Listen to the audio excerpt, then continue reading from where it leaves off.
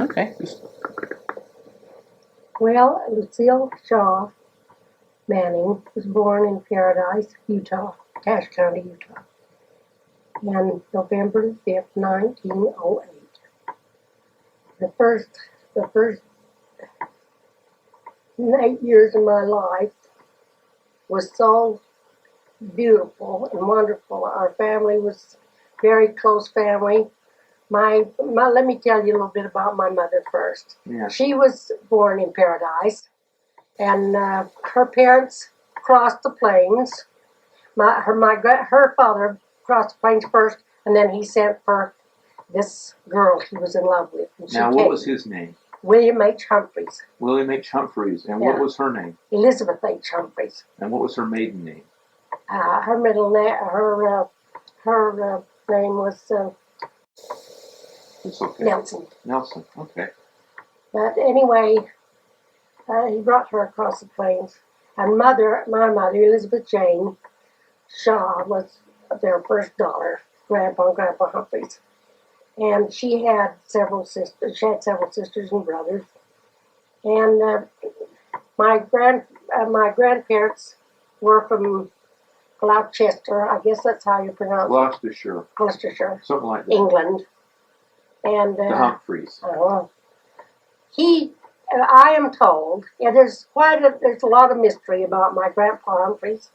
We have been told several stories, but the one that we think is the true story, that's been told more, it's got around more, is that he was, as a very young boy, he had to work very hard and help his parents out. And as he was going home from work one day, he saw two missionaries, two men standing on the corner, and they were drawing quite a crowd. And as any young boy was, he was only 12. He thought, I'm going to go and see listen to what they're talking about. So he went over there, and he listened, and he tells in his story that how the Spirit grabbed onto him that first time. And he asked the missionaries, when are you going to preach the next time? And can I come? Well, sure, you can come.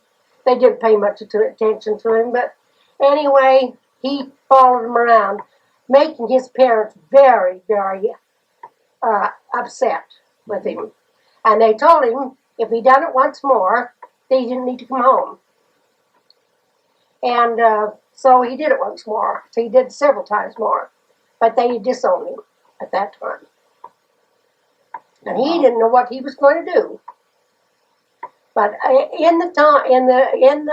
a little boy growing up, there was a little bakery that was quite close to that, and he would deliver things for this old man and lady that run this little bakery. And he says he was a delivery boy for him. But he went and told them what had happened. And they said, you come and live with us. So he went and lived with them and grew up as their son practically. I can't believe if a family disowning a child, but that's what happened to Grandpa Humphreys. Wow. Now, Grandpa Humphreys' real name is not Humphreys at all. He took the name of this couple that took him in. And he lived there until he come over across the ocean. Did he come over with them? No, he came with a group of other people, though. He said there was about 30 that come at the time he did. That had joined the church. And he didn't have any idea what he was coming into. Nothing. But anyway, one thing. What was his real name? Phillips. Okay. And during the years that I was a little girl, I remember the family must have been very poor. That's all I could think about, because as a little tiny girl, I can remember my mother and her two sisters, Aunt Laura and Aunt Priscilla James, used to send boxes to England. All I can remember. So often they'd get just old worn out things and old coats and anything they could get hold of and send back to England. To the Phillips or to the Humphreys? I don't remember. The ones that he had taken him in? Yes, I think so. But I can remember them doing that. And then as the years went by, Aunt Laura worked more. in genealogy, and she sought the back of that family and found out a little bit about his real family.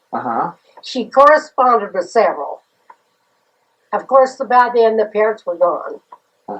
But there were brothers and sisters that Aunt Laura corresponded with, and found out much as she could about her father. And then Grandpa Shaw had 2 wives, and my Grandma Shaw was the second of 2 wives. Oh. My Grandma Shaw and Grandpa Shaw, or my Grandma Shaw was a friend of Grandpa Shaw, and his bride and Grandma's husband went out together, and he was Gillespie from Twilla, and they were married. My mother and this Gillespie was married, and they lived 8 months, and he was killed in a very serious farm. Some machine roll went over him, and he had a very sad death. Well, anyway, it went on for just, I don't know how much, it couldn't have been only a few months. But anyway, they tell me that Grandpa, I guess she corresponded with him, and when they found out what had happened, he said to his first wife, we called her Auntie. And Auntie? A-N-T-I-E, we called her that all our lives. That was the first wife. And so he told her, just out of a clear sky, told her one day, I'm going to write to Emma and tell her to meet us in Salt Lake. I'm going to take her as a second wife.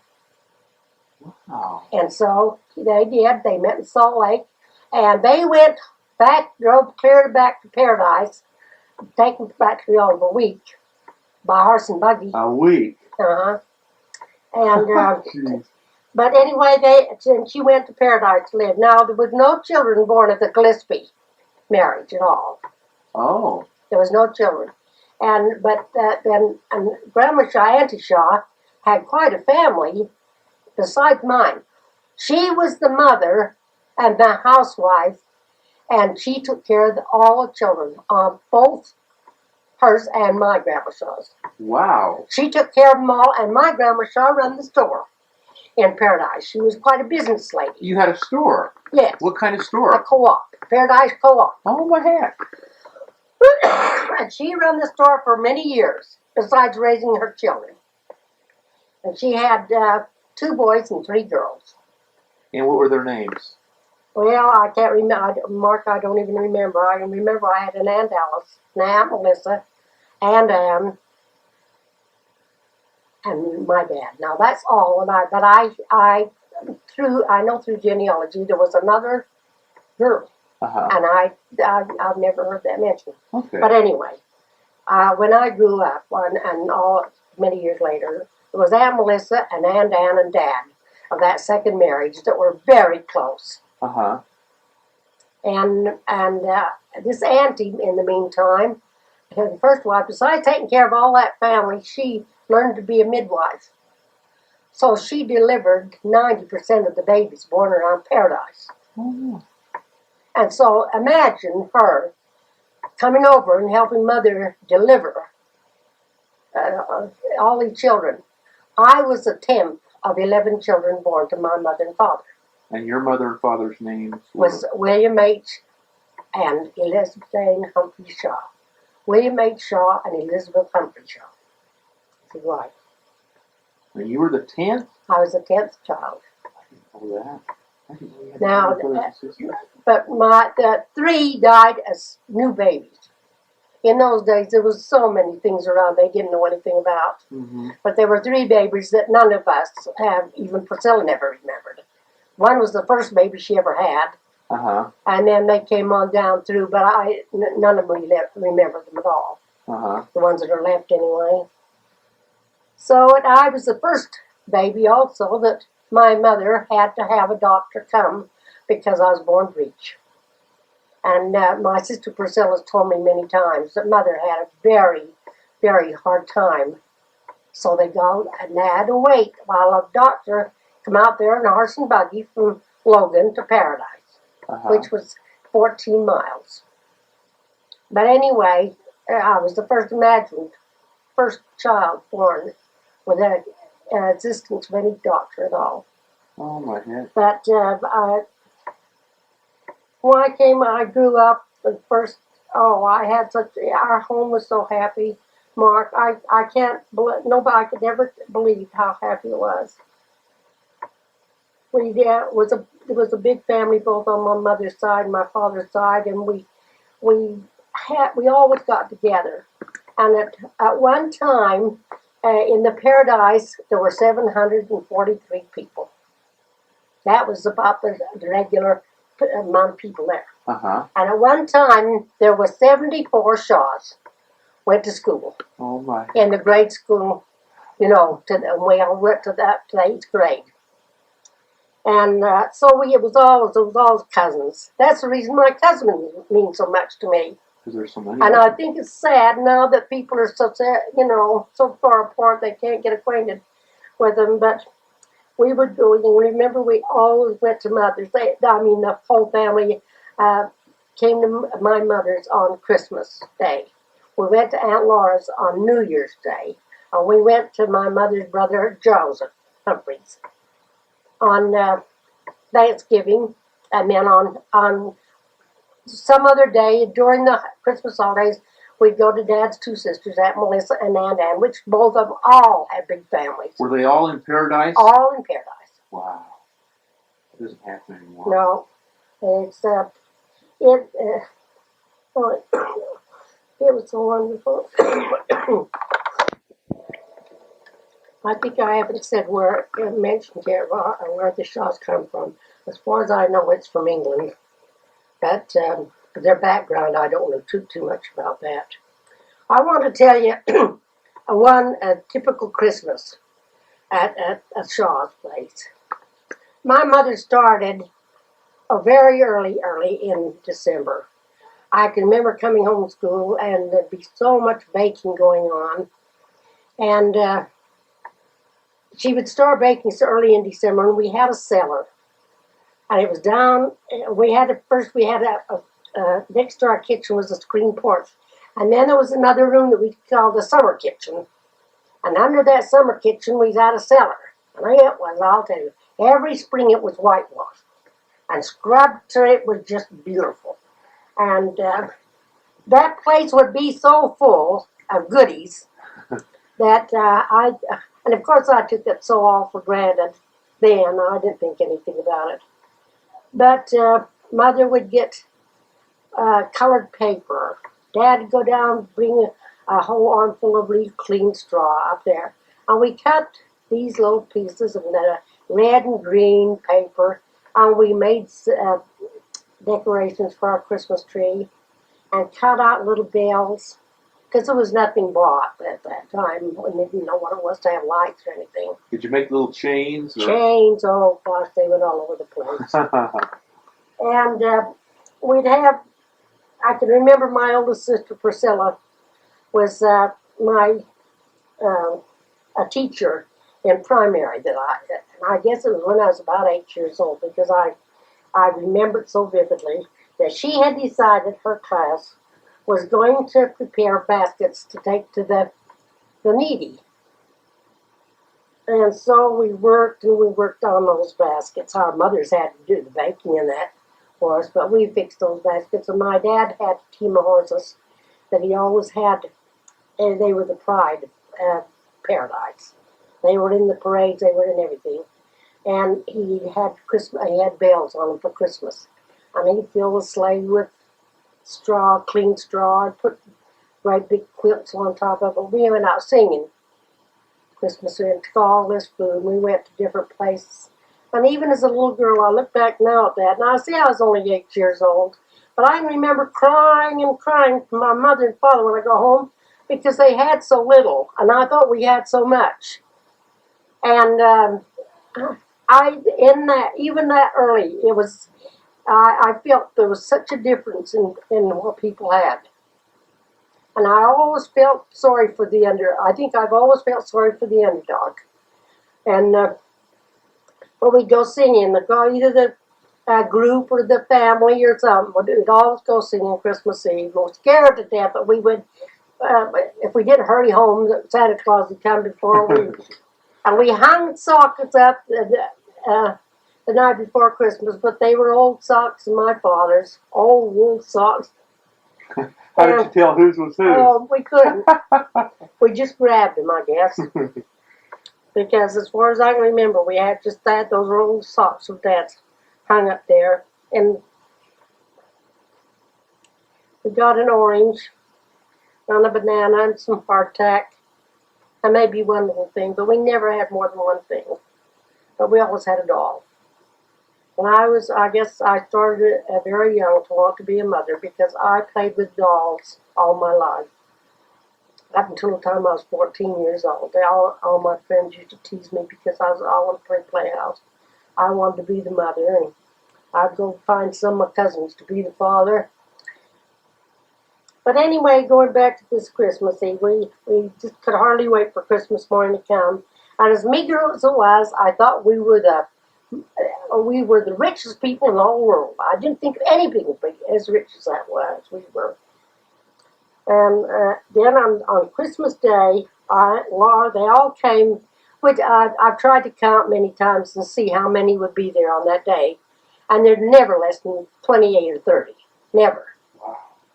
And Mother had we didn't have turkeys then because we had raised our own chickens, and we'd mothered that, roast 2 or 3 of them and make so much dressing and, oh gosh, good everything. And at 2 o'clock, I remember there was a children's dance. And that was the highlight of my life, was to get all dolled up for this children's dance. There was an old guy in Paradise called Charlie Smith. And I guess he was, now when I look back, I guess he was the town drunk. But I didn't know it. That was never mentioned at that time. But we always thought it was funny, but we thought it was part of him. And I've learned since that he was old. But he always called out the dances, the promenade and how to do this and that. The other, we learned by him how to dance. And we just danced with our cousins and that. Uh-huh. But we thought that was because at night the grown-ups went out, but we were tickled to get rid of them all so we could all be together. Where was the children's dance held? In the church house. In the church house. Oh, that church house it was so wonderful. I had some wonderful teachers and people that were so good to me. But before Christmas also, Dad took us in the wagon, or the sleigh, if there was a lot of snow, up to East Canyon, which is east of Avon, Utah. And we always cut our own tree down. And when Dad took us up for that tree, I bet there was at least 15 kids in there to go with him and scream and yell, let's have this one, let's have that one. By the time we got home, I didn't know whether it was as pretty as what we'd seen up there. We laughed and cried, I guess, with joy. But anyway, that was wonderful. And Dad had built a little base for it and everything. When we put that up in our parlor, I'll tell you, we thought we had come to the greatest there was. But anyway, we had a wonderful Christmas. That's Christmas I will never forget. And this went on all my life until I was I was almost 9 years old. And I knew my mother wasn't in too good health because I knew she had migraine headaches terribly. Mm-hmm. And I can remember Grandpa lived with us all the time. Her father. Grandpa Humphreys. He lived when Grandma Humphreys died. He lived with Mother, was his oldest daughter, and she was his favorite too. Mm-hmm. Now I look back to different little things I know. But anyway, he was living with us, and Mother came to the foot of the stairs. All our bedrooms were upstairs. And she came to the foot of the stairs and called us to get ready to come down for breakfast to school, get ready for school. And then we heard a terrible scream. And Grandpa said, Liz, he called her Liz all the time. He says, Liz, what's the matter? And of course, we all flew downstairs, but Mother had a very, very serious stroke. It was terrible, and we didn't know anything. And I can remember I got on my shoes, not tying them or anything, and raced out to the barn. Dad was out doing the chores. And I brought him in, and I don't know what, he was so devastated. I can't explain how he felt that morning. Was all, and he called the doctor, and of course it was so long before he could get there, and he told him not to touch her. And but the doctor came, and she died that morning about 8:30. And I guess I just felt like my world came to an end. And my How father, old was she when she died? 52. My dad was he was a wonderful person, and he was a good provider, and kind and good to us all. But he is not a manager in the household. Mm-hmm. My mother was a disciplinarian, and she took care of everything concerning the house. I think he just stared at us and thought, "What am I going to do with you?" At that time, Priscilla, our oldest sister, was married and living in Logan, which was not too far away from Paradise. And by the time Dad got word to her to come out, she was gone. And her sister, Aunt Laura and Aunt Priscilla, they're her sisters. And I thought, oh my gosh, what are we going to do? What are we going to do? But we got over the funeral and everything when it was all over. I guess Priscilla and my father talked together. But we decided that we'd move into Logan for the winter and live with Priscilla and Fred, her husband. Mm-hmm. And they got a bigger place than what they'd had. So we all lived in there. And at that time, there was Kay and Leon and Marilyn and I still not married. Mm-hmm. Vic was married to Priscilla. And so we went into Logan and stayed that winter. But we all were so homesick for Paradise.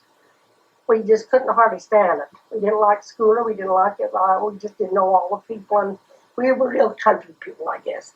But I remember that I cried a lot, I guess. I guess I must have been a very big baby for my mother, because I must have cried too much, because my father had come to the door where he slept, and we all slept three in a bed. Wow. Leon and Marilyn and I slept all that winter together, trying to keep each other warm. It was so cold, and there was no furnaces or anything, just a wood fire, and there was no heat upstairs. And it was a house, quite a big house in Logan. But anyway, he'd come down, he'd say, "Now, I want you to quit that sniveling," he called it all the time. He says, "You do that every night." And he says, "I want you to quit it." And not nasty like, but he meant it too. Uh-huh. And then I'd go on like that, and both the girls would yell at me. And I never can remember them crying that much. And so I must have been the big coward, the big baby of the family, because I did. Why did you cry, Grandma? Why? Did you miss your mom? Yes. I must have just been an awful. And Kay tells me now, she can remember, that we always had a big old settee out in our kitchen in Paradise, because it was a big, huge room. Uh-huh. And they had the settee had it was built so it went kind of up to make a cushion at the end, uh-huh. Built up that way. And she said, you got that every night, the first one, because you always wanted to lay down and go to sleep. She said, Dad always carried you to bed. But there's one thing I want to say before Mother died, that the summer before I was 8. Uh-huh. Mother and Aunt Pris, her sister Aunt Priscilla, and my cousin Beth and I were about the same age. Uh-huh. Now you've met Beth, haven't you? Uh-huh. Well, she and I are I'm 2 months older than she is, but the same year and everything. And I can remember this in the summer, Mother and Aunt Pris took our white top buggy and drove, and just the four of us could go. Beth and I went with our mothers on a picnic into Logan to be baptized. And that was very special, because Priscilla said none of them got to go to Logan at the temple to be baptized. See, it was coming down to the thing where they did that more. They used to go to the Harm Ditch or any place else they could. Just make I guess like a lot of new missionaries have to now. So you were baptized in the Logan Temple? But I was baptized in the Logan Temple. And we took a lunch with us and ate out on the lawn after. And I thought there wasn't a girl in Paradise that had such an opportunity as that. We thought, Beth and I we still talk about it. And the 24th of July out there, they had a big celebration in Paradise with a parade of hay racks and everything, and ribbon floor, paper ribbon, make those floats look so beautiful. I thought it was just,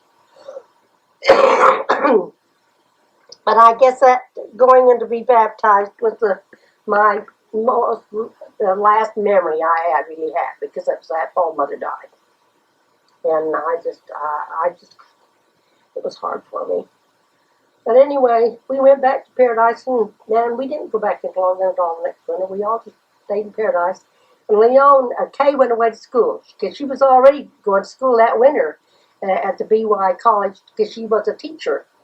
Oh. And she went back to school and stayed with Chris and Fred that next winter, because she was going to graduate. Uh-huh. So there was only Leon and Marilyn and I there left.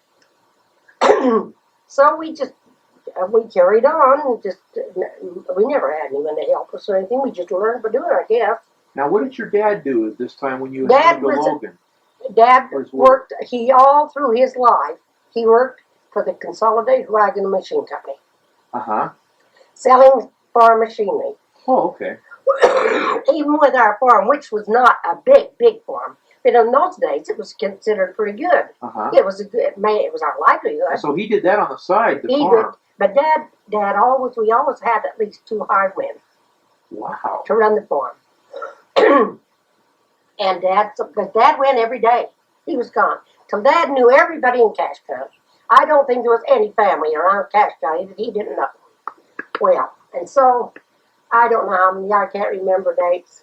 But he was a real good Republican. Your dad? Yes. He worked for Governor Dern. They were right. And it's all they can. And he worked for 2 or 3 people that went for office.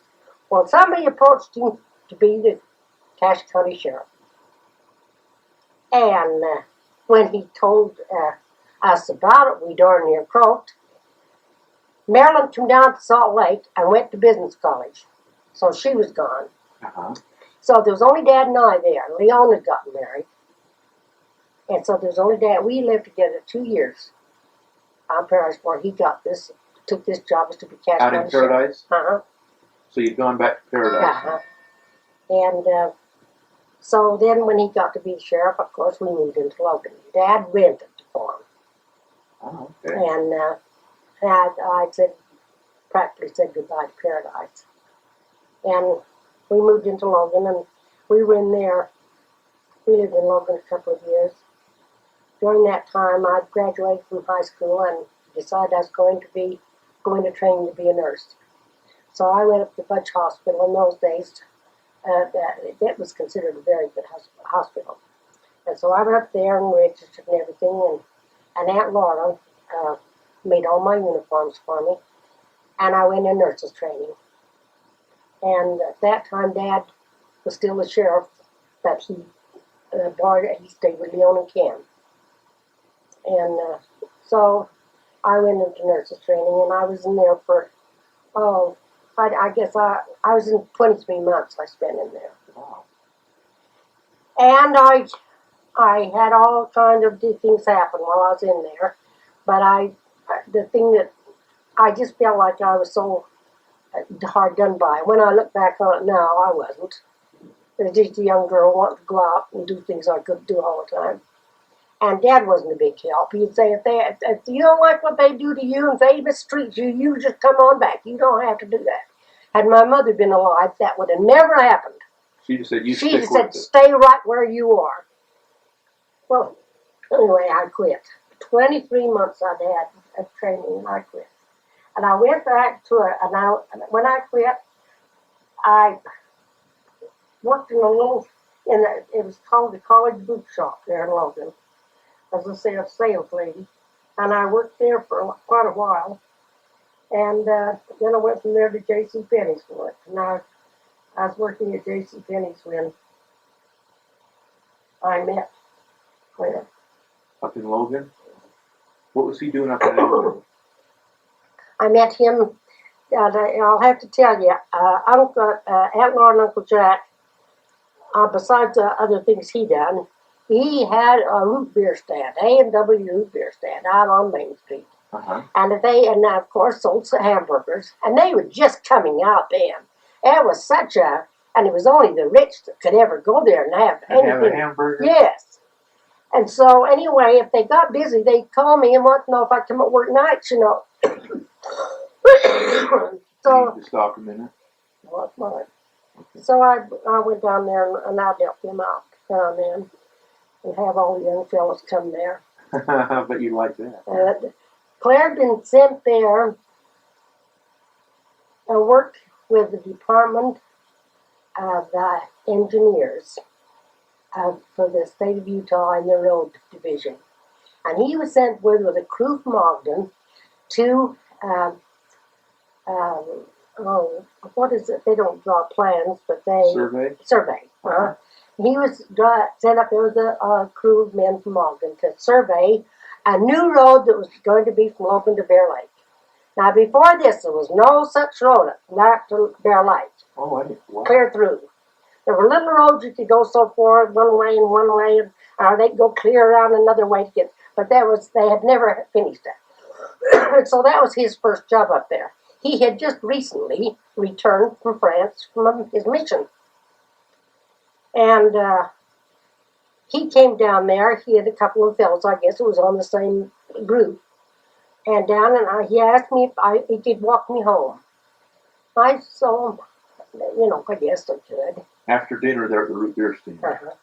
After we got through work, it's 10 o'clock at night. Uncle Jack stayed open until 9:30, so we had to clean the place out and everything. But anyway, he walked me home, but I didn't. That was it. There was nothing. And I was working at Penny's, and so anyway, I come home Saturday afternoon. Marilyn came home in the meantime from Logan for the college, but she'd gotten a job, and she was just home for the weekend because she got a job with the State Tax Commission, and she worked there for 5 years. But she'd come home that Saturday, and she'd been down helping Uncle with the food stand too Saturday morning. Well, when I got home, there she was in the front room with Claire, sitting there and talking, and she made me acquainted with him, and we both burst out laughing. Well, so anyway, I just came through. I said, "Excuse me, I just got to give me a little lunch, and then I'm going back to work," which I did. Well, gosh, when I come home, I just really got it from Marilyn. She was just mad at me, and she was telling me about this fellow she'd met, and he'd just come home from France, and he could speak French, and she thought he was a find. But on a Sunday night, the phone rang, and Dad answered it, and it was for me. And it was Claire. And he wanted to know if I'd come and go to church with him. And I says, "Are you sure you mean me, or do you want Marilyn?" He said, "No, I want you." So I said, "Yeah." So we went down to church together, and we started going together, and gosh, we fell in love. And then about 6 or 7 weeks after that, we got married. Oh my heavens, that's quick. That soon. And it was all depression time. Of course, the depression hadn't really hit me because we'd been out in Paradise Islands, and we always had plenty to eat. And I didn't hear so much about it. And even Logan, Dad had the job at the sheriff's office, and we didn't.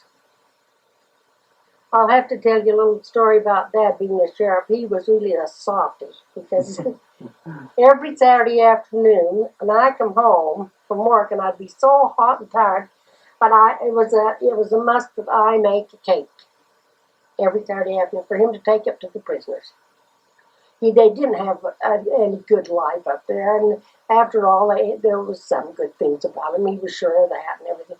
And I'll tell you, if they missed a Saturday, those guys up there, they called him Grandpa Shaw, and they wanted to know where their dessert was. So I took all that. And once during that time, he says, "If you can get a day off in the store, I'll take you with me. I'm going down to Provo." At that time, the state hospital was in Provo. So I associated nothing else with Provo but the insane asylum. It's still there.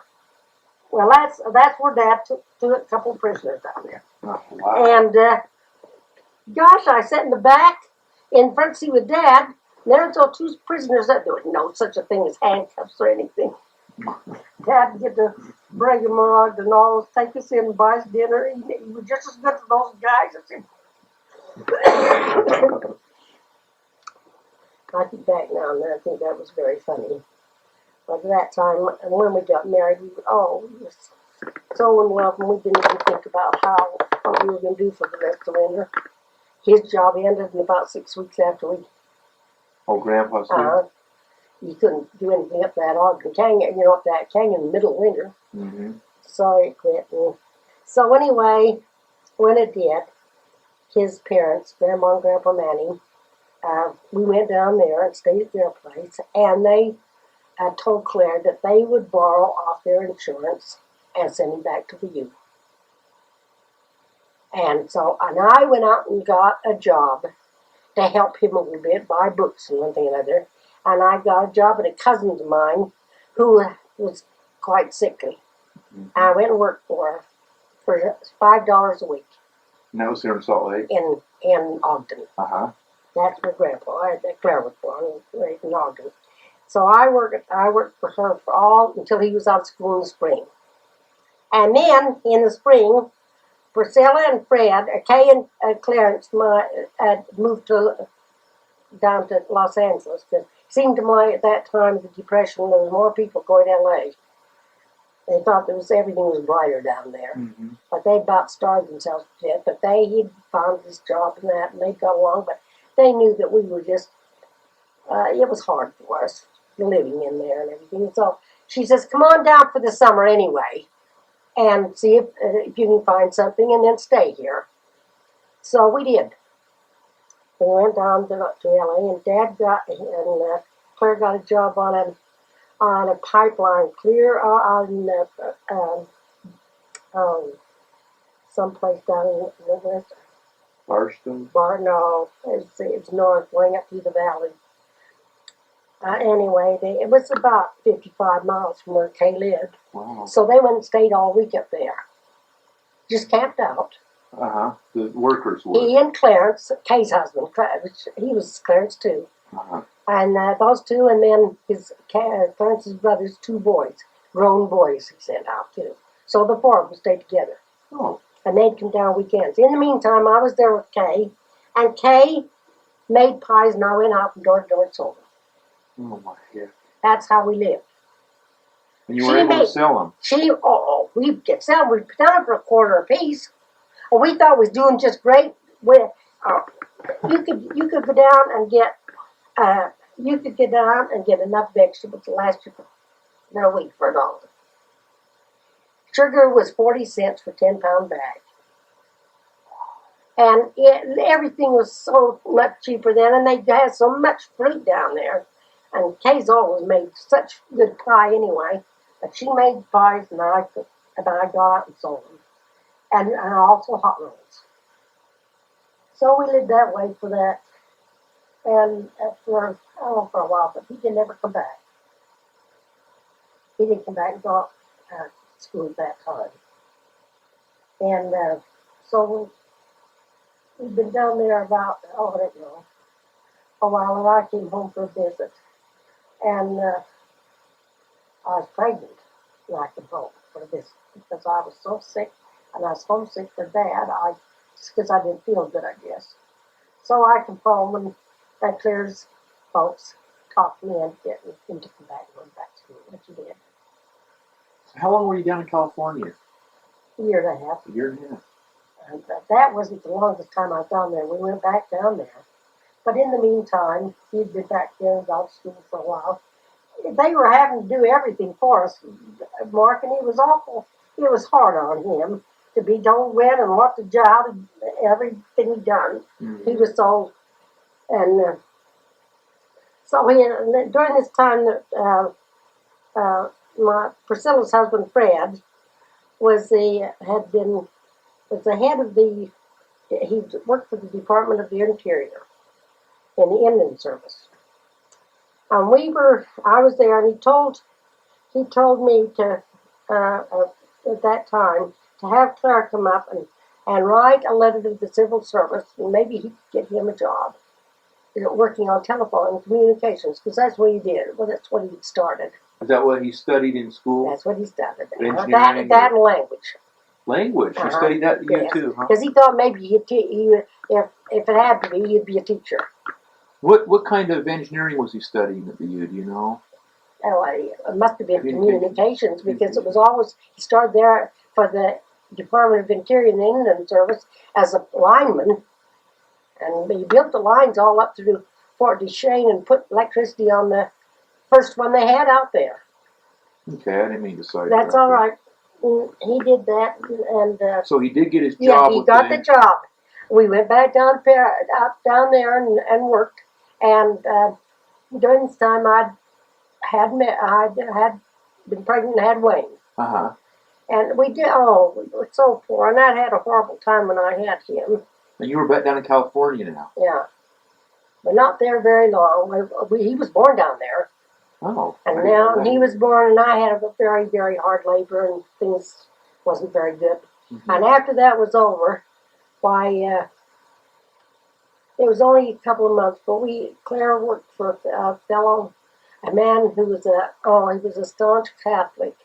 But at the time I was in the hospital from Wayne, I'd been moved to another hospital, a new doctor.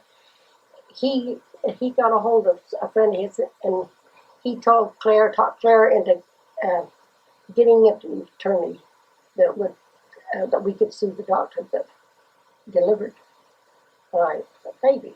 Oh, really? And we didn't have a penny. And this was all Brother Wagner. He was the kindest person. He just took Claire and I. They didn't have any children. He was an old man, and Claire got a different little jobs down there, but he was a timekeeper on a E.L. Cord automobile company, the big E.L. Cord himself. He helped put all the shrubbery in his home. That was one of the jobs he had. Claire did. And so when I got this mess when I had Wayne, and of course we couldn't sue. We didn't have any money anyway. But somehow he got a friend of his to do it. Some doctor that would do it on things that if we won, he would get a percentage of it. If we didn't win, we wouldn't get anything. We wouldn't owe him anything either. So we worked on that, and in the meantime, we went home because Claire had got an answer from the service. And he was to report at such and such a time. So we moved back to Manning's in Ogden until this came up. And then when the case came up, I had to go back. I went back myself. And took Wayne with me, and I lived at Wagner's. That old man, the Catholic guy.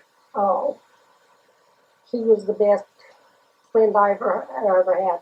But we sued that doctor for malpractice and neglect. What exactly happened? Well, he came to deliver me drunk. And I didn't know anything about it. I was so bad. I was so sick at that time. Oh, no. And I had gone to him during the time. He'd been all right. But anyway, I was bad. And so I sued him, and we won $2,800. And to me, if that had been today, Mark, I'd have got $28,000 plus. Yeah. And but we got that, and we paid him, and we paid some of the special nurses. Oh, they all would cut their things in half because I guess they all thought they weren't going to get anything. But I was in the hospital for about 6 weeks of 2 different hospitals. But I finally got over that all right. And so I came back to Salt Lake. Claire was just getting ready to go down to Farmington, New Mexico on his first job. That's where he had to go. And I was to build a line in one of the reservations down there, Shiprock, New Mexico. And Farmington was just a few miles out of Shiprock, and that was the little town. That's where we found us an apartment. It was one room with a pull-down bed, and another little room was the kitchen. And there we lived. And I guess it was the happiest time of our lives. We was finally alone. by ourselves, and we had our baby. He was a beautiful child and very healthy and all. We got along just wonderful down there. And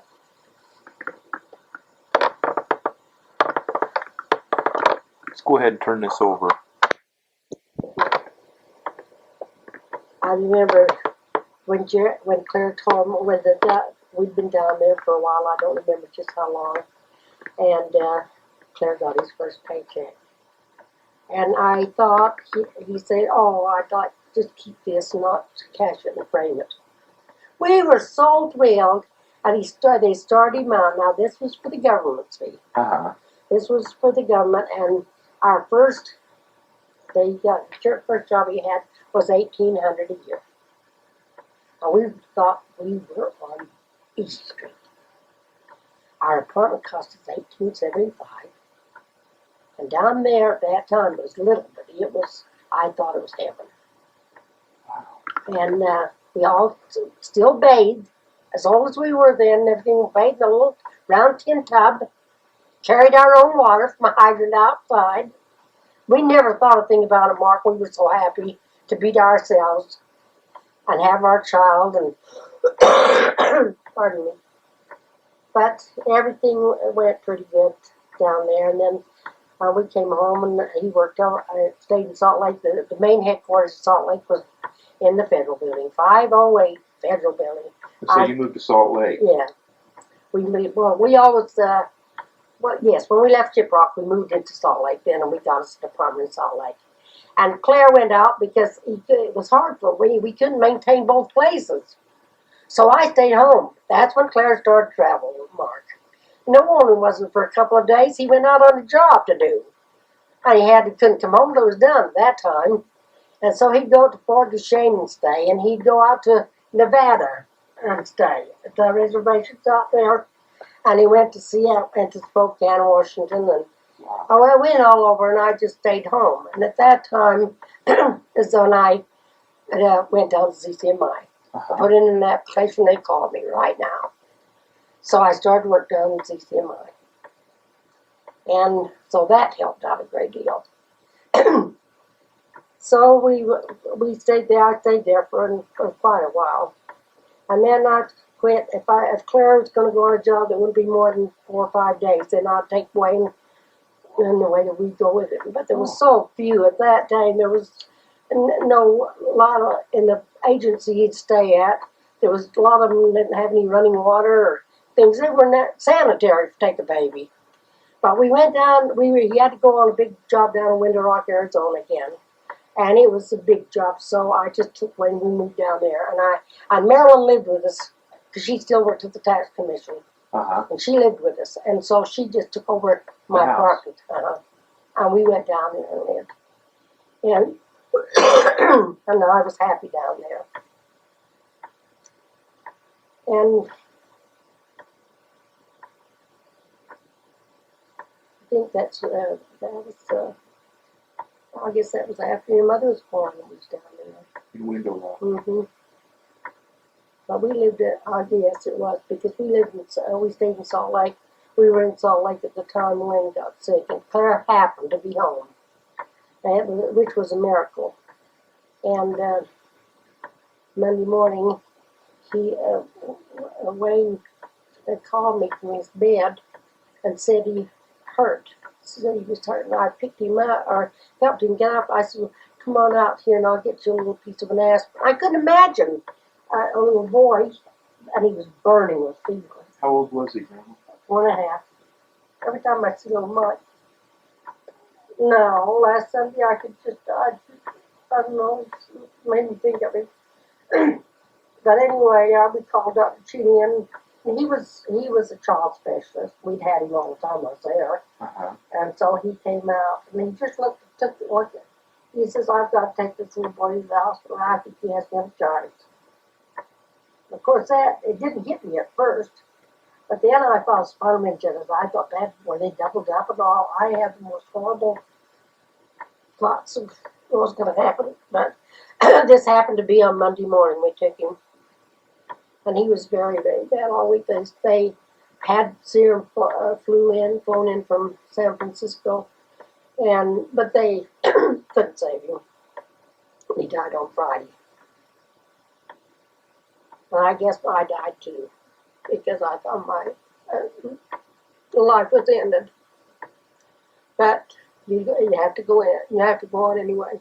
Mm-hmm. And so then it wasn't too long after I got pregnant with Marcia. And when she came along, I was so scared to even let her breathe. I knew she was gonna die. I was so scared of her. And she was a healthy child too, but Claire was gone all the time. I had her along with me. Mm-hmm. But I thought when Grandma and Grandpa they felt so bad when we lost Wayne. Then when Marcia came along, that they showered her with everything. There wasn't anything she didn't have. An only grandchild. Mm-hmm. And so she grew up.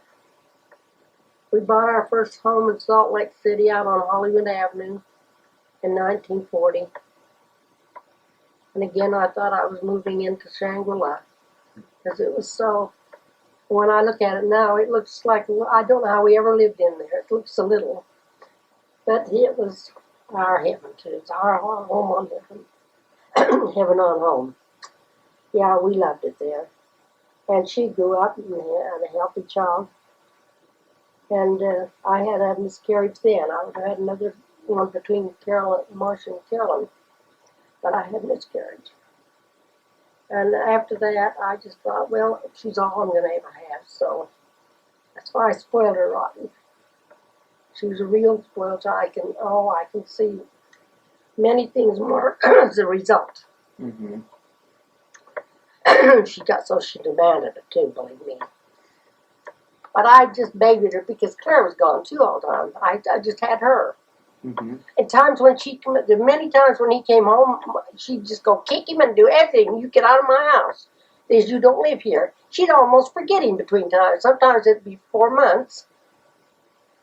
And he was gone so much of the time. And he was gone to school for 3 months once.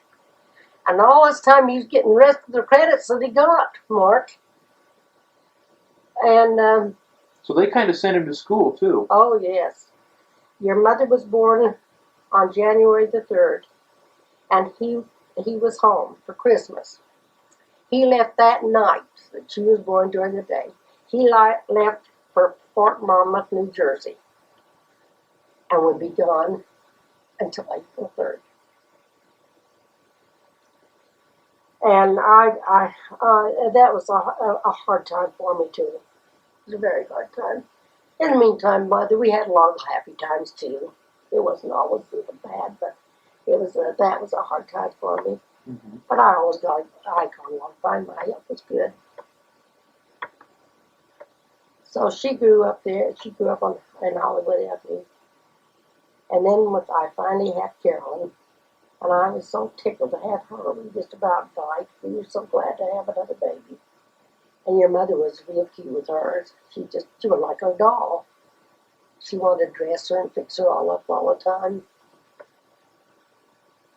And so we lived there till Carolyn was 2. And then our neighbors, the Hallidays, moved to Bountiful. He was a newspaper man. Mm-hmm. They moved. Well, Carolyn and Marcia and Mary Carolyn was good, neighbor friends. Uh-huh. So we brought her out to change, a couple of times for her to spend the weekend with her friend. Uh-huh. And so, anyway, I guess during coming back for it to get her and to bring her and one thing and another, they taught Clary, and in the meantime, now I'm being ahead of myself again here, because in 1942, Claire was gone at the time of Pearl Harbor. But he came home immediately after Pearl Harbor because they had sent a note to the government, all the government places, for they wanted to grab every engineer, special communications engineers, Uh-huh. and change them. So we had to change from the Department of Interior to the Department of Defense. War Department. Mm-hmm. That's what it was called that time. And so he was had to be transferred. So we were still out there when he started out there, and he went right to work at Hill Fields. Uh-huh. That's where his office was, where he went first, and he stayed there for a long time. But when we first moved to Bountiful, Carolyn or Marcia was just devastated. She could not. She wasn't going to move to Bountiful or to Salt Lake, to Bountiful. Uh-huh. She wanted to stay. And that Sharon, what's her last name? She was Marcia's best. Yeah. They were just like twins. They were together all the time. So anyway, we promised Marcia that she'd come out and give us a chance. We had the brand new home up here and everything, and I was so proud of it. And she wasn't going to come. She cried to stay, and so we promised her that if she'd come after 6 weeks, we'd let her go live with Aunt Priscilla until she got homesick or something, so we told her yes, we'd do that. So and Aunt Priscilla said yes, that she could. So we moved out here. How old was Mom? She was. She went down to that high school in Sugar House. Highland High? No, it wasn't the high school, it was junior high. Oh, Bryant Junior High School. That's now torn down, isn't it? Yeah. Oh, she went down there. Sharon. That's Billingsley. That was her name, but now she's Paige. Mm-hmm. And so anyway, she and Sharon parted, crying together and everything, and she was to come out one weekend, and she was coming in. Well, my gosh, we wasn't up there a week until she got in with this group and just loved and that's the same group that's lived together, still meet, Mark. Really? I'll tell you, that was one, they were Carolyn Smith and Carolyn Rice. And one down the 7th Ward, her name. Isla.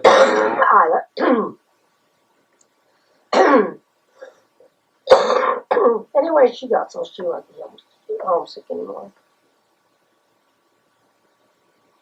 She got along just fine. Mm-hmm. Carolyn loved it up here. We had, Carolyn was gone a lot. Claire's health was getting so not too good, and he had a heart attack. What did Grandpa do during the war for the government? He worked in the War Department as a communications engineer. What did he work on? Any special projects or anything? Oh, the communications for getting I guess on the front for planes mostly. He talked about them. Uh-huh. He was always doing equipment to go on the planes. But at that time, when he first went up there, he had to work shift work everybody else did. But he was gone a lot then. I had heard that he'd worked on something that had to do with the atom bomb one time. Was that true? I don't know. Okay. I don't remember that, Mark. He knew all about that. What was going to happen, when it was going to be, and that. He didn't tell me that until after it was all over. Didn't he work on real top secret things a lot that he couldn't tell you about? Yes. Yeah. Wasn't it true that one time that he called you from Paris or something, and he couldn't tell you where he was? Well, not Canada. He was out in Canada somewhere. Anyway. He told me that he was all right.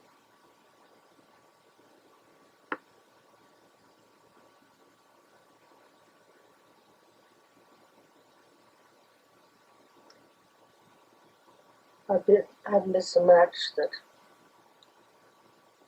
Don't worry about it. Anyway, Claire had this very bad heart attack when we took him to the hospital. And he was pretty bad for a while. He was in the hospital for a week at least. And when was this? What year was this? I can't remember. It was around 55, 56 in or the 7. 50s. About when I was born. Yeah. Oh, when you were born, Mark, I think that was did we ever, between Bert and I and Clinton, Berta, and Claire. We were so thrilled. I remember the day we took Marcia into the hospital. It was going on and on. She was so long there. And it got late in the afternoon, so we decided we'd go downtown and get something to eat. And so Berta says, right, she went and told the nurse to give her where we'd be at a certain time. You know, you'd have thought it was the king and queen or something. But that day, oh, we'll let you know. And so we went down there and had dinner, and we had said, if it's a boy, you get to buy his christening outfit. If it's a girl, I do. So we was arguing, going back and forth about that. But that was wonderful. But see, I'm getting ahead of when Marcia, our place out the back was, when we first moved up there, it was in such a mess up there. The back, they'd had to, what do you call it, to blast the rock. There's so much rock in the foundation over there, and everything. And it was so disleveled that by hook or crook, I don't know how I heard about them, but somebody had told me to get a hold of Arlen Swain, the Swain's construction. And he come over where they stay and level it off. We knew it'd have to do something before we could do it by hand, what we did. So it wasn't long after that until Arlen came over. And I noticed at the time when he came over, Marcia was out there in the back and watched him. And I guess, your dad, he talks to everybody. Was he friendly like that back then? Yes, my gosh, yes. She came in, you thought she'd known him all her life. But she didn't go on about it. She wasn't thinking date-wise or anything. But it was not very long after that she did think date-wise. Well, did he keep calling her or what? I guess he did. There were times when I know that Claire and I went he had to go to San Francisco, and I think he had, what is it? As they call it when they have to go on a trip for the government. DTY or something like that. I know what you're talking about. Anyway, he had to go down and I went with him. They have to meet with a lot with the telephone people down there in the engineering department.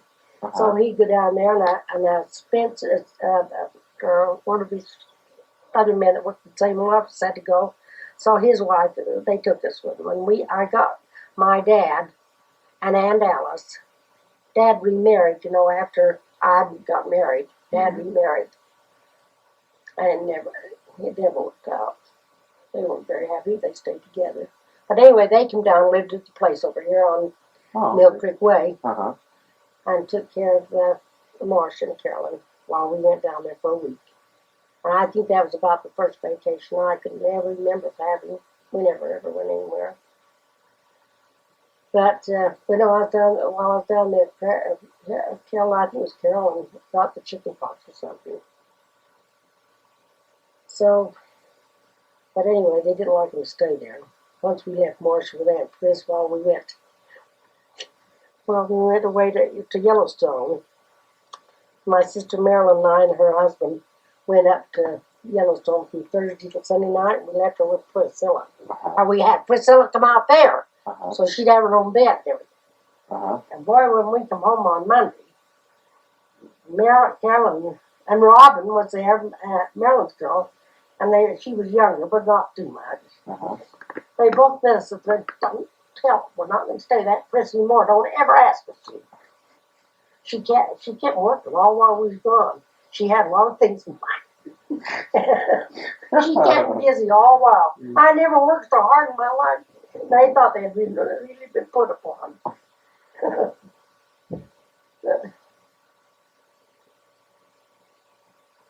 Anyway, then when I started working at the CCMI again, when the girls were both grown, Carolyn was in junior high. Oh, it was before that. About a year before. I went in and started working at the CCMI again. And Claire was still traveling now and then, but not as much. So I worked in there for about 3 or 4 years. In the summer, well, that was when Carolyn and Marcia got married, though, but just before I went in there. Back to CC Mine. No, yes, she got married before then. We gave her the wedding and reception up here. We rented the seminary building. At Bountiful Heights. We had it fixed up so pretty. That's where we had her reception. Then after that's when I went to work. I thought I just got to get out and get my. So I worked there for a long time, and I loved working there. I got along fine, and I got along with the people there, and I loved it. And in the meantime, Mark, during all this time, I say it's hard not to remember all things as they happen. Mm-hmm. But you know, when my mother died, I've always said this, and I'm not that I'm putting any blame anywhere. I'm not, because my father was one of the finest men that was ever. He just had the heart. His heart of gold, and it was almost too much, Mm-hmm. because he just couldn't say no to one of us, or be strict with us. He didn't know how. Mm-hmm. We got along with, got away with murder practically. But in the beginning, when Mother died, it just seemed like our whole life kind of stood still, and I can remember I went to church. I went to church all the time. We did after Mother died for a certain time because we were so used to it. We did never ever say, "Can I stay home?" Never thought of it, but we did know. We were getting to the place where was kind of smart, and if somebody else wanted to do something, we wanted to do it. And my dad never went on about it. But I knew, I was knowing all this time that was going on, that I knew there was part of my life that wasn't right. Mm-hmm. And so, and I just got, I'd kind of almost grown away from it. But when I worked back at the CCMI, I think I kind of got on. You know, when you work there, why, you're working for the church. It's Mm-hmm. church-owned. And I'd meet people that would come there and buy things, especially when I worked in the cosmetics for a long time. I'd come, but many people that come to conference in spring or fall Mm-hmm. and buy stuff to last them till they come back. And I couldn't imagine out-of-state people thinking that much that they had to come back up there to get it because it was when the church was doing it. Mm-hmm. There was one day I'd sold a big order of cosmetics to a lady, and she charged them, put them on her charge account. And when she went to sign the charge, she put down Alice Jameson, and then the doctor, her husband was a doctor, underneath it. Mm-hmm. And that was Case. Mm-hmm. So I talked to her and found out that it was her, and then we became very good friends. During this time, all of our family stayed close together, all of us. Uh-huh. But we were so scattered. I was in California, and Claire and I had to move many different places.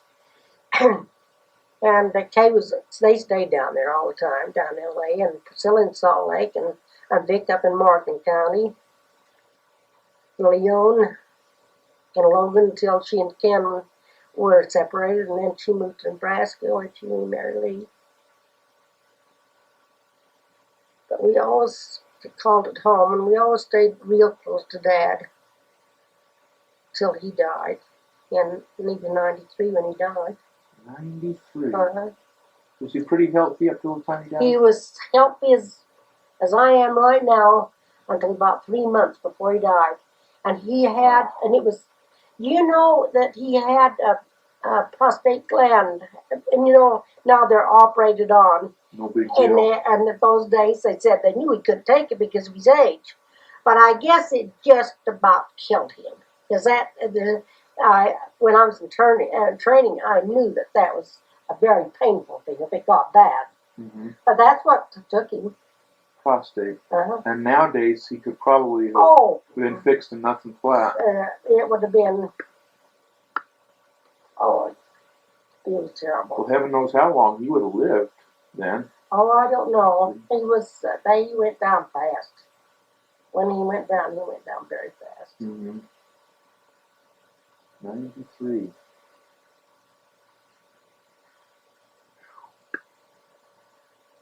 And Priscilla was 91. A long life on that in your family. You guys got a long ways to go for your. Oh, I'll never last that long. Oh, I think you. No, How old are you right now, I Grandma? don't. I hope I don't. Oh, don't say that, Grandma. Oh, I don't say I hope I'll die, but I sometimes, I just want to be with Claire again. How old are you, Grandma? I'll be 80 tomorrow. You're a lot. You are so healthy. I wouldn't doubt if you're here when the Savior comes. It's not that far away, Grandma. No, I don't think so either, Mark. I turn on the tube at night and I see the way things have deteriorated and just the world in general, and it's not that far away, Grandma. And you know, after Claire died and I moved back here, and I've been here in this 21st ward, Mark, I feel like, I don't know, I just feel like I'm being so well taken care of. I was fortunate because of his work and how we'd saved as much as we could, and that I have never had to want for one thing. He left it so that I was very well taken care of. And now the past few years, and I've been going up to the temple weekly, I have gained such a testimony of temple work. There are times, now it doesn't happen all the time, Mm-hmm. but sometimes I'll go in there and I think I almost know those people that I'm doing that work for. You probably do.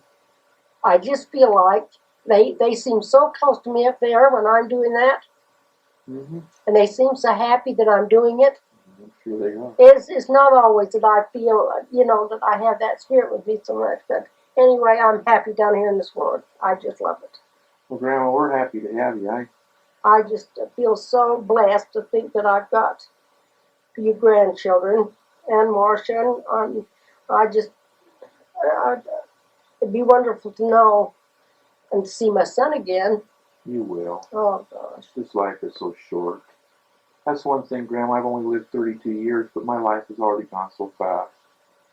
I imagine you looking back on yours, you just wonder where it all went. I see so many mistakes I've made, Mark. Well, I see many mistakes I've made, but I've seen how I've grown in good ways many times, and I'm so happy that my children are both all right, and they're active in the church, and they love the gospel. And I'll tell you, you kids have got you've got, no, not a burden, I don't mean that, but you've got a real challenge to have your family and to have them grow up in this world of ours now. It's almost like they've got the deck stacked against them. Oh. And I think at times years ago things were bad, but of course I never went through any of all the things, drugs, that there was never in our crowd, or anything. We never hardly ever heard of them. Yeah. Yeah, even when I was growing up, the pressure wasn't, it was a big deal to go out and have a smoke or a drink or something. You thought you were really being radical, and now it's, to go out and have drugs and stuff. And right down when you hear kids saying you can get them in junior high, that's what hurts me. That's what just hurts me so to think that those kids would be subject or have any, and how many, there's not many of us that don't want to learn something new and try something new. It's human curiosity. It's part of the that's part of growing up. Oh, I'm glad that wasn't around. Do you mind telling me a little bit about what Grandpa was really like? He died when I was still quite young. I was 12. What was his personality like? What were the good things about him? And he was a very spiritual person, for one thing. Uh-huh. And he'd been challenged a lot of times too, because he was traveling many times where he couldn't. He'd be a long ways away, and at first he didn't have a car. They'd issue him one at these places. Uh-huh. Once in a while. But there were places that he couldn't go. But he knew that I think when I met Claire in 1929, he just returned from France. When he got out of his mission over there in Paris, his folks let him stay over there 6 months. Uh-huh. And toured Paris, or toured Europe.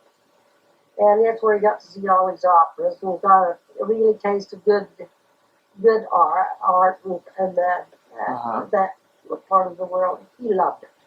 He just loved that.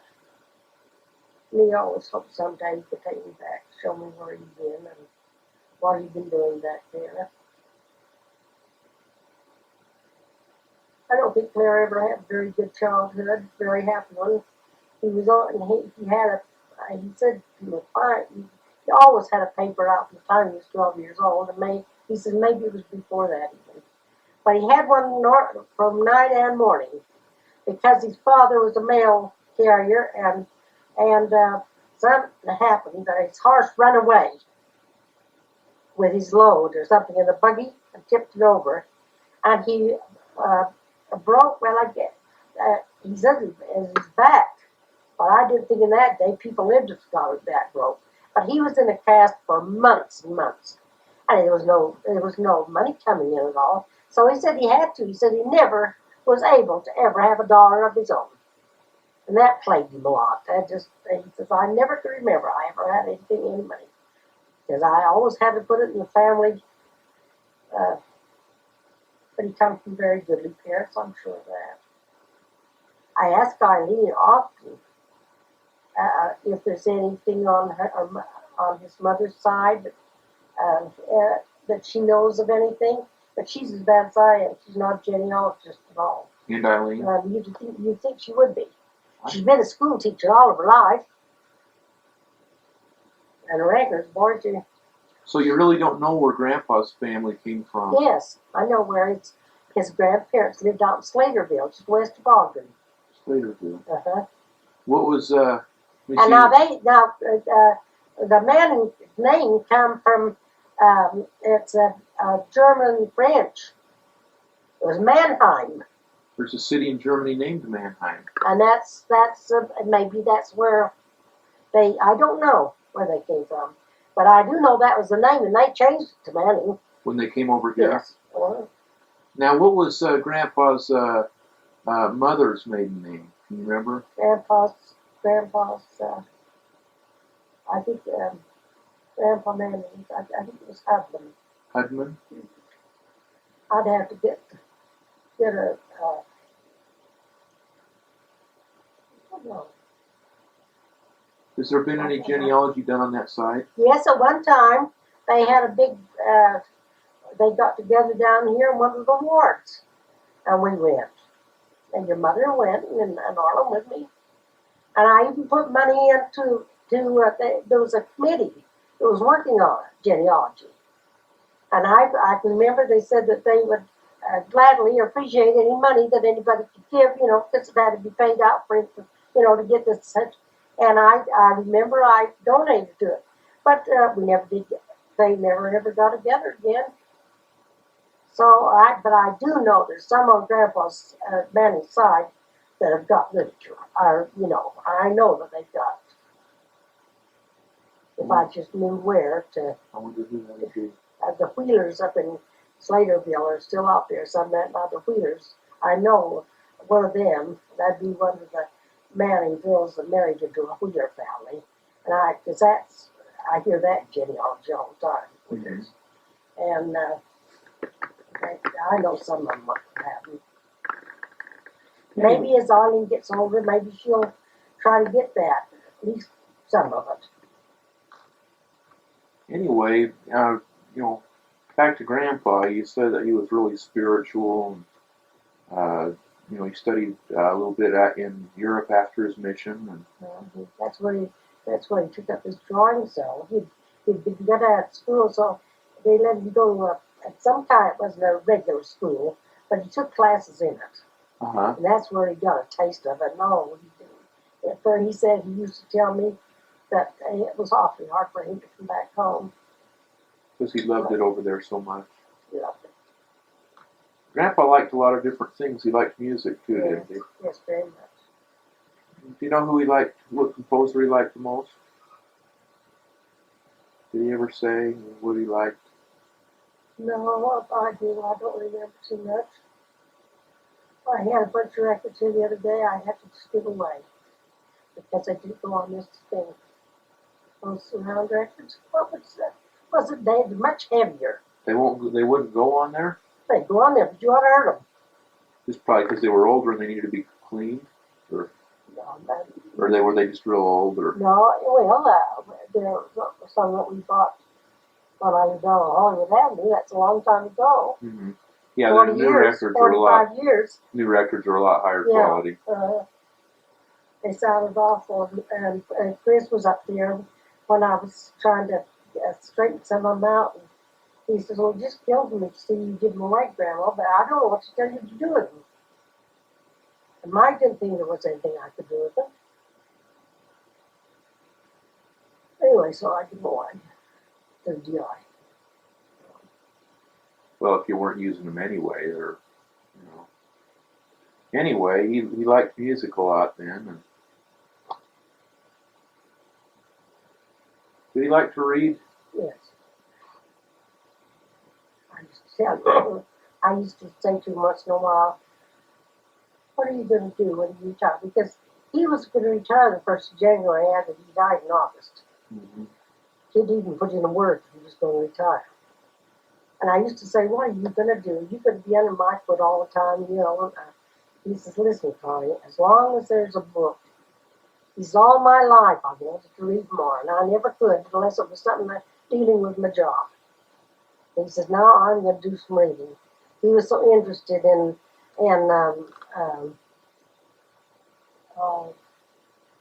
what's this? Down in Texas, what is it? You know, when they go up. And that one where they died, some of the astronauts. Oh, the space. Oh, gosh. Space. He says, "Connie, I would just give anything if I could just sit myself down on those big and be around men and talk to men and listen to men that knew and drew the plans and do all that." About all the rock. Yes. Oh, he says, and he was dead. He was really wanted it to happen. He says it's got to happen. Now, a lot of people think they're spanning all together too much, but Claire said that it'll all prove it should be done.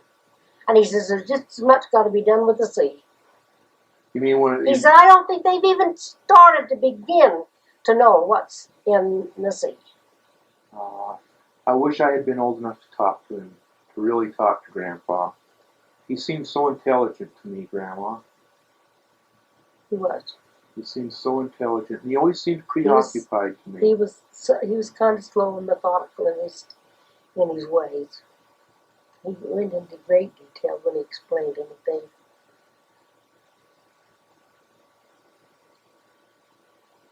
Well, I'm sure he's doing good work up there.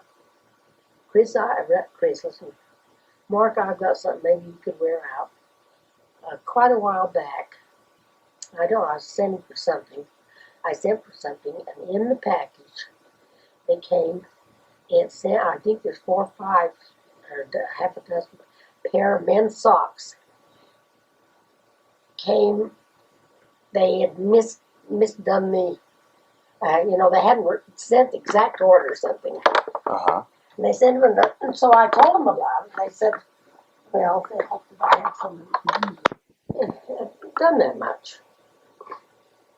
Well, anything outstanding.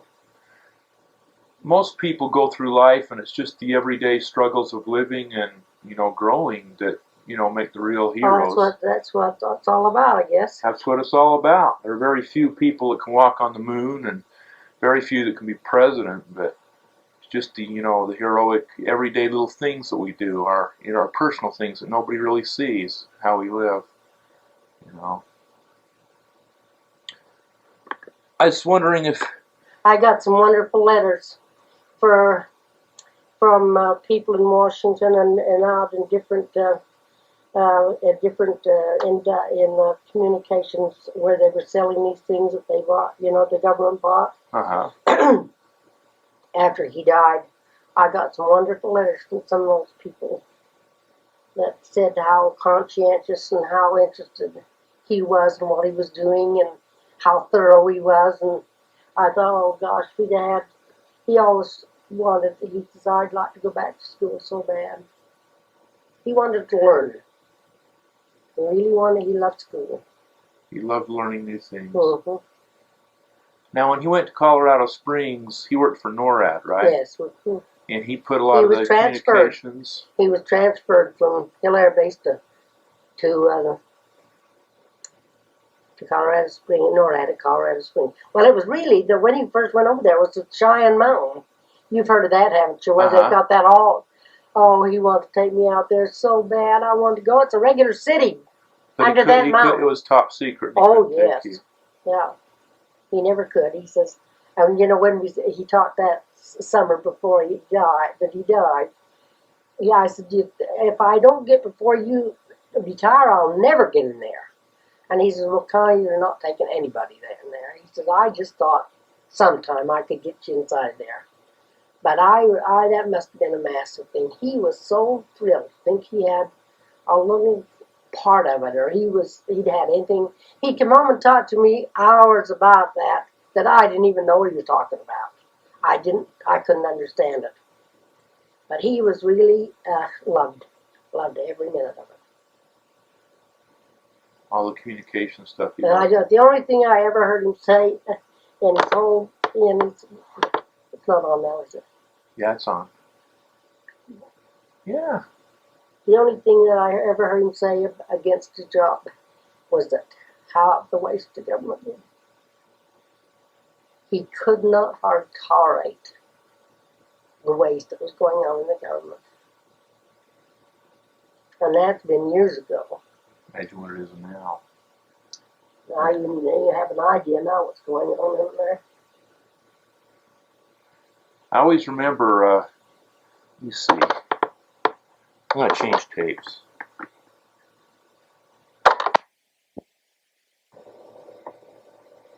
I always remember how fun it was. I was so excited about space, and I'd always send Grandpa little pictures that I drew. I got one there now.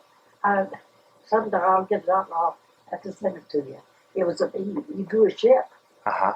And then he was done with very minute detail. And he took that over to NORAD. He was so proud to think you did that. He'd show it to everybody that was around. I always remember that I'd ask him a question, and you said how methodical he was. Yeah. I remember he could sit there and goes just talk to me for... Well, but most people a lot of people didn't like it. They said, oh, hurry up with it, come on. I guess they wanted the punchline. Hurry up and go. But he was that way, and a lot of times in his job, he used to say, they may not like how I've done this, but they'll have to respect it. Yes.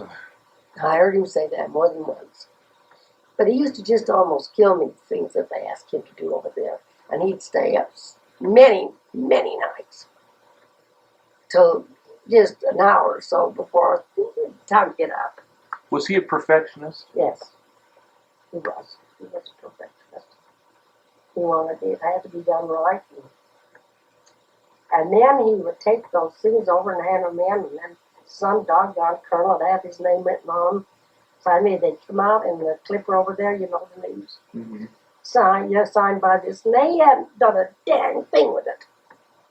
Grandpa had done all the work. He had done every bit of it. And if there's going to be a big shot from Washington, they'd have clear right out all pertaining to the thing they was doing on right now. They'd say, now do it in detail, Manning. And they knew if Manning did it would be. But he'd spend hours and hours and just draft it a little bit, But he'd get that. Oh, it used to kill me when those things would all be in the paper. Did he worry a lot about his job? Yeah, he sure did. He was very, very conscious. Well, in the first place, he needed more schooling too. Things were happening so fast. It's just going faster than I could keep getting in my head. That's what he always wanted to go. So if he could go back to school again. So he basically learned a lot of what he did on the job. job. On the job, I'll say he did. Just because he had to learn it to do his job, right? Yeah, I'll say he sure did. Yeah. What are the best things that you remember about Grandpa? What are the warmest things that you remember about him?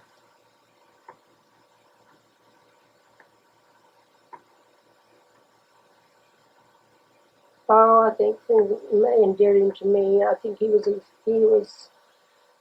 the best friend I ever had, and he was tolerant to a certain degree. He was very tolerant with me. I know, with my moods, Mm-hmm. and he was tolerant to a point, and then he had to let go. But he was very gentle and kind to me. We had a good life together.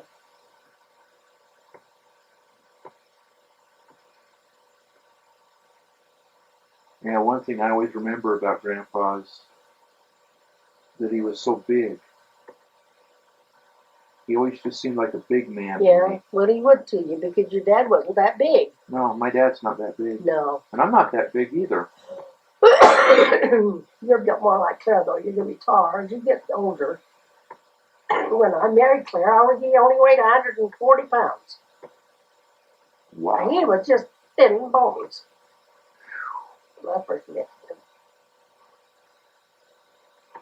That weighed 200. Well, do you weigh that I much? weighed 200 pounds. Yeah.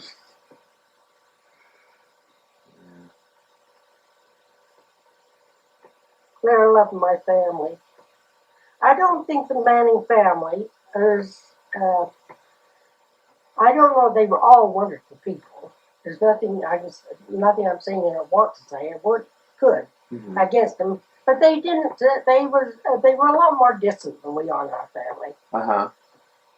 And when he married and got into married so much, the big family, why he couldn't get over when we get together. How we'd always kiss and love each other and make a big fuss over each other. I was glad to see each other, and he says, "I just never seen anything like that in my life." He said, "I never can remember, never. I've seen my mother and dad kiss, but then I didn't remember much of that either, Mark." Priscilla said, "I don't think they did." But she's this mother and dad knew each other and exactly what move they was going to do and where they stood and where they drew the line and this. But Chris has really told me more about them than I ever. I never knew anything about their earlier lives. Well, that's why, Grandmother, it's so important, I think, that people do stuff like this, just because it's all lost.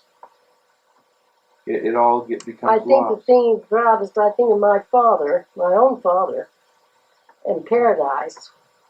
He was the mayor of Paradise for many, many years. But during the different times he was the mayor, he put in, we had our first water system in Paradise, and they dug the trenches manually. Men in Paradise, they dug every foot of the place. And I don't know who engineered it. They'd have to have somebody do that. But I can remember he was so proud of that accomplishment. They had the lights brought out there. There was no lights. They had lights when I was born. Well, when I grew up anyway, I remember. But they certainly didn't when Chris and Vic and the older ones. And they didn't have it until I remember the first time Mother had a washing machine. Now, see, I'm next to the last one. Imagine the washing she did on by hand. And then I think the last thing he did that he was proud of was that he put a water system in the Paradise Cemetery.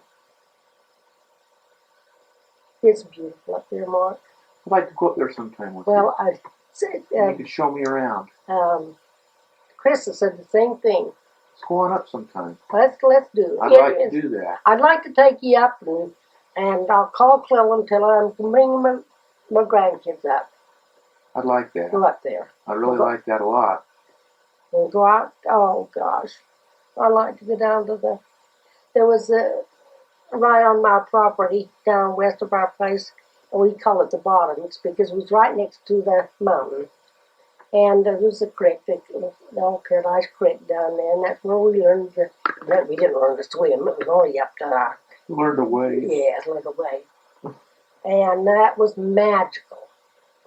That was magical down there. Oh, We lay down there, and in the spring could be swift, right? Quite a lot more water. We there, and if you ever thought about looking at that water long enough, we dream we was going over the ocean, and we some of the stories we had on Easter. We'd get down. We had our little place down there. They had the watercress was so good. Oh, I love it. And we'd take our bread and butter sandwiches, and we got a cupcake. We were lucky if we had a cupcake on Easter. Oh, but those times go down, bring the cows up from down there where they grazed all the times. We'd get a hold of their tails, and then put our feet down there and let them pull us clear up the hill, and they'd be so red hot. When we got up there, Dad thought they was going to explode. And he used to tell us that. It was uphill all the way. And we get mad going on that old dusty over that corner in our face. You thought it was the funnest thing to do. I had playhouses built everywhere.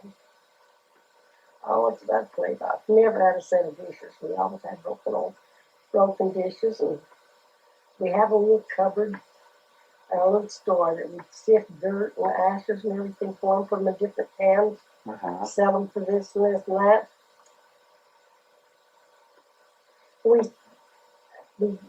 Mother was a sewer. It seems we'd save up spoons. Then we'd string twine through these things all through our apple in our orchard. And that was the telephone line.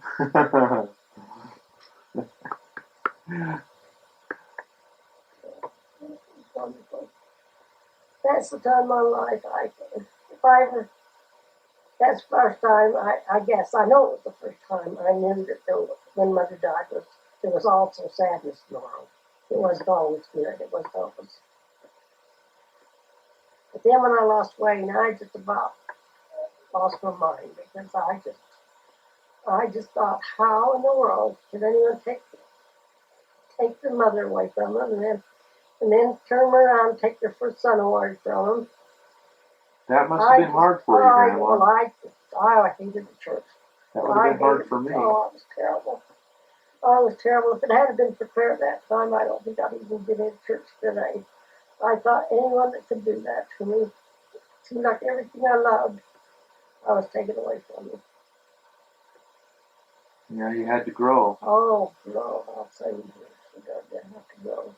You know, scripture I love, Grandma, in Proverbs, it just says that. It says that the finding pot is for silver and the furnace for gold, but the Lord trieth the heart. He stretches your heartstrings. Sure does. He pulls them all the way. Sure does.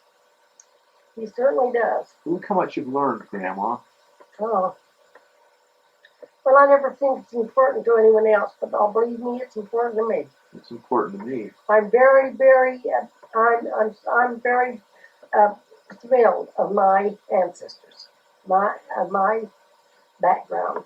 I am Because I too. come of very good parents. They were very good. My mother must have been a very spiritual person. More so than the religion we get. We always owe from mother's side of the family more than dad's. Mm-hmm. There are some of the Shaws, I'll tell you, are kind of hillbillies. They really raise the devil out there once in a while. Some of them. Is there any of the family that still lives up in Paradise? No. They've all long since moved away. There's only there's only one older than Kay left of the cousins. It just kills her for anybody to say that. How's That's Kay right. doing? She doing pretty good? Oh, pretty good, huh? She's going to get out and take her up next Thursday to get her the rest of her stitches out. Good. And then if they get her a set of new glasses, then maybe she can start seeing more. Oh, great. So, she's just looking forward to that. Oh, I'll bet she is. Because she's been a reader all her life. That would kill me. Kay's read more than any of us have. I shouldn't say that because if I say it would kill me, that's probably. If she had a book, she didn't care if nothing happened for a month. But she can't read. She can't. If she could watch television, she does. But you get sick of that if that's all you do day after I get day. real sick of it. She just can't hardly stand it. And then she has to just shut her eyes and just let them rest a little bit. Because the glasses she's wearing now, as the lens, one eye has nothing to do with the other one now because she's got a new cornea on the one. And so that she has to wear the other one for this one eye that's fairly good. So I think she'll feel better. Oh yeah. She's pretty good. I think I look at her and I think, well, I get mad sometimes because I hear about eyes so much from it. But I know she's got a lot more patience than I would have. She's a pretty good sport on it. She don't like to go anywhere else and eat. She'll only eat anywhere with me. She's used to me, but she just can't. She's afraid that she's going to spill something. Well, that'll be nice for her to have. Oh gosh, yes, it sure will. That again.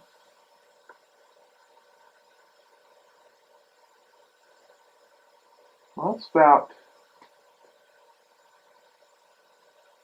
that's really about it. I just wanted to, I guess one of the things I wanted was to find out more about Grandpa because I really never did know about him that much. I have a few memories of him, but not a whole lot. I should tell you how and when I started to go by Connie. Your name isn't Connie? My name isn't Connie. My name's Lucille. You know that, Mark. Well, yeah, I do now, but I never really thought about it. But all my life, ever since I had the first playhouse, my name was Connie MacDonald. And I thought that was the most gorgeous, beautiful name. And they used to have those old movies out in Paradise that we'd go to if we were lucky. We'd get to go. We'd get coax Dad all week for a dime to go to these things. And the guy stood at the side of the thing and rolled that thing always looking after that. Then we'd have to sit in between things till he unrolled it, got a new thing. But I don't know how I read that name, but that was my name, Connie MacDonald. Well, my gosh, when I grew up, I went to school, and of course, everything legal. I've always put my own name down, but nobody knew me by that, so that was my playhouse name. And then when I met Claire, I told him, and he said, well, you'll always be Connie to me. Well, heck. So that's the reason it's hard for me once my family does, but a lot of other people don't even know my name isn't Connie. Only on legal stuff. I've done it right. Well, that's interesting. Well, it sure has been great having you over here. I guess my only regret is it seems that life gets too busy. Yes, it does, and Mark. I don't get to spend the time with It either does. you You or know my who family. you're a lot like? You're a lot like Chris. Chris loves family. Chris just loves family. He says, Grandma, when the whole family are together, when we're together, the last time that we went to your mother's was the last Thanksgiving, wasn't it, when we all went there for Thanksgiving? He's told me about that 2 or 3 times. He says, that was so great for us all to be there. Yeah, it is. And that's what it's all about. It sure is. Now, some young people think, oh, they're old, who cares anymore? But I'll tell you, if the time will come to them, they might not think, because I had this said to me many times. You'll look back and think about these times. But their families are forever, that's for sure. That's right. And I'm so thrilled that I have an eternal family. It's what keeps you going, I'll tell you. That's all that keeps me going. And Mark, you had the best grandma that you could have ever had in Grandma Swain. Because Berta was a fine, fine woman. She was very She was not only my friend, she was a true blue person. Many times I cried for her because she didn't always get treated like she should, to me. Mm-hmm. But she was a good woman. I don't think she ever done anything wrong in her life. I tell you, And she wouldn't judge anybody else to No. add. if she did, she didn't talk about it. Now, Clint, you know what temper he's got, and you know his bark's not half as worth as his bite. But anyway, she'd say she pat him on the. Now, Clint, things aren't hardly so bad as you make out. To hell or not. He wouldn't let her even finish I her know. say. She wouldn't, but she'd just go along. We'd go along. And she'd say, let's all sing while we're traveling, you know. Let's all sing, and then maybe we'll be happy. Clint says, who in the hell?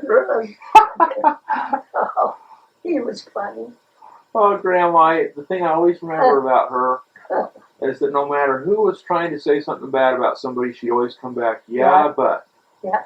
Did you think about their good qualities? Yes. She was always looking for the good in people. Yeah, she saw it too. She saw it. She wasn't making it up. No. If there was anything bad, she let that go. She said the things that were good about him. She was a very wonderful friend to me. We just had lots and lots of fun together when we go out together. You guys were pretty good friends, weren't Yeah, we did. We became when your dad and Marcia got serious. Why, I thought it was up to me to meet his parents. you? Uh-huh.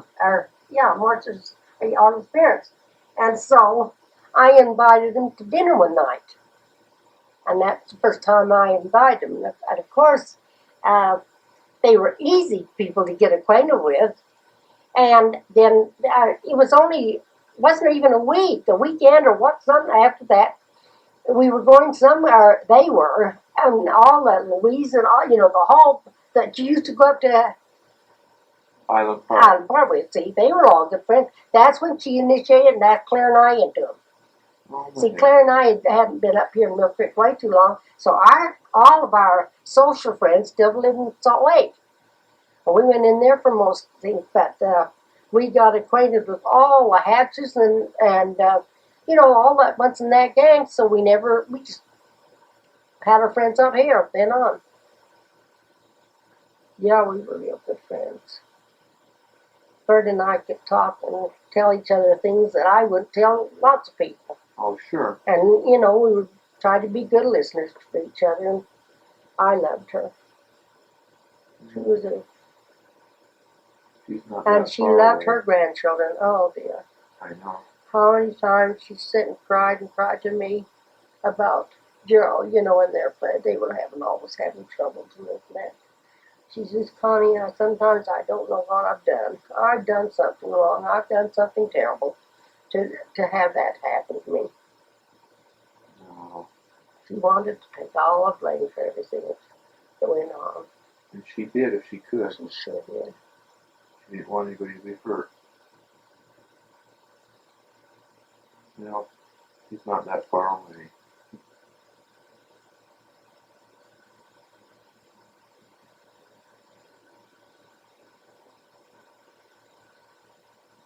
Did your little garden come up that you planted?